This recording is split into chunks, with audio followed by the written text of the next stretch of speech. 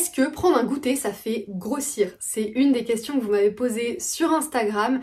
Et avant d'y répondre, dites-moi en commentaire ce que vous pensez. Est-ce que selon vous, oui, prendre un goûter, ça fait grossir? Ou au contraire, non, pas du tout. Et dites-moi quelles sont vos habitudes. Qui prend un goûter par ici? À quelle heure? Est-ce que vous prenez des petites collations le matin, l'après-midi, milieu d'après-midi, fin de journée? Est-ce que peut-être vous grignotez même le soir devant la télé après le repas? Et puis je vais vous donner la réponse à cette question et surtout vous expliquer pourquoi. Parce que c'est absolument essentiel de comprendre pour derrière pouvoir intégrer les bonnes habitudes. La première chose à comprendre, c'est qu'il n'y a absolument rien qui ne fasse grossir ou maigrir.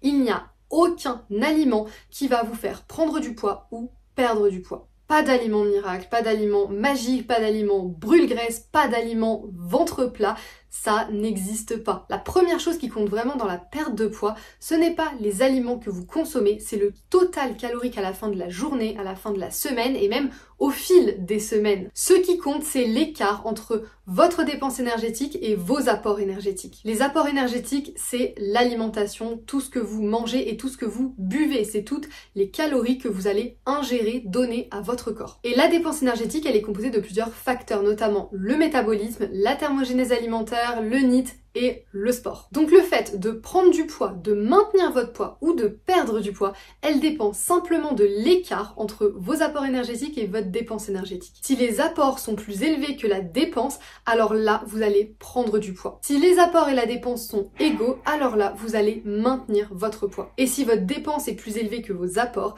alors là, vous allez perdre du poids. Et c'est vraiment ce mécanisme de la balance énergétique qui est important à comprendre pour comprendre comment on perd ou on prend du poids. Mais attention, parce qu'il y a un piège dans lequel on peut très vite tomber, c'est de se dire mais alors, plus je me dépense et moins je mange, plus je perds du poids et plus je perds du poids vite.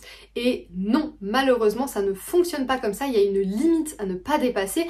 Et c'est pour ça que consommer 1200, 1400, même 1600 kilocalories par jour, donc pour une femme, ce n'est pas suffisant. Je vois énormément de femmes qui mangent trop peu. C'est d'ailleurs le cas pour la plupart d'entre vous. Si vous n'arrivez pas à perdre du gras aujourd'hui, c'est probablement que vous mangez trop peu. C'est vraiment le cas le plus fréquent. Et en général, vous mangez trop peu, mais surtout, vous ne faites pas les bons choix alimentaires. Et c'est là où, non, il n'y a pas d'aliments qui vont vous aider à perdre du poids, mais en faisant les bons choix alimentaires, vous allez pouvoir perdre du poids beaucoup plus facilement sans vous restreindre. La pire erreur avec l'alimentation, c'est de penser qu'on doit manger moins et donc de se priver, de réduire les quantités, de réduire les portions, de se priver de dessert, se priver de goûter alors qu'on a faim à 17h. Ce qu'il faut comprendre avec le goûter, c'est qu'il y a plusieurs cas. Si vous prenez un goûter simplement par habitude, c'est clairement pas top.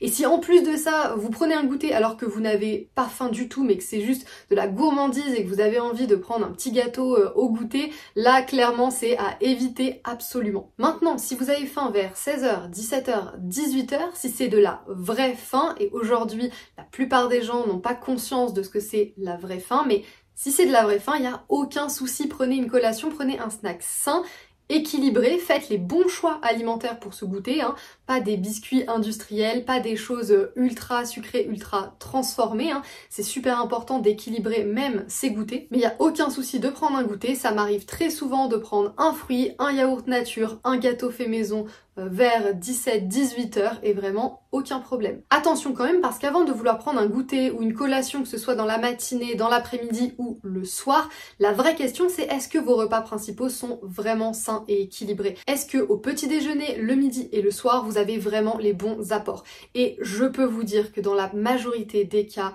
la réponse est non. Si aujourd'hui vous avez du mal à perdre du gras, à avoir des résultats physiques ou bien que vous êtes dans la restriction et dans une méthode un petit peu régime, dans ce cas-là c'est certain qu'il y a des déséquilibres dans vos repas principaux. Ce que je vois le plus souvent, c'est un manque de protéines, c'est un manque de fibres, c'est des portions de légumes qui sont trop faibles. De manière générale, des quantités qui sont beaucoup trop faibles. Vos assiettes, elles doivent être remplies. Manger 200 grammes de nourriture par repas, ce n'est pas suffisant. Moi, je mange des assiettes qui font plus de 600 grammes. Donc imaginez-vous, vous devez manger plus, mais vous devez avant tout manger mieux. Donc avant la question du goûter, la vraie question, c'est rééquilibrer vos assiettes et c'est ce qu'on fait dans Body Boost.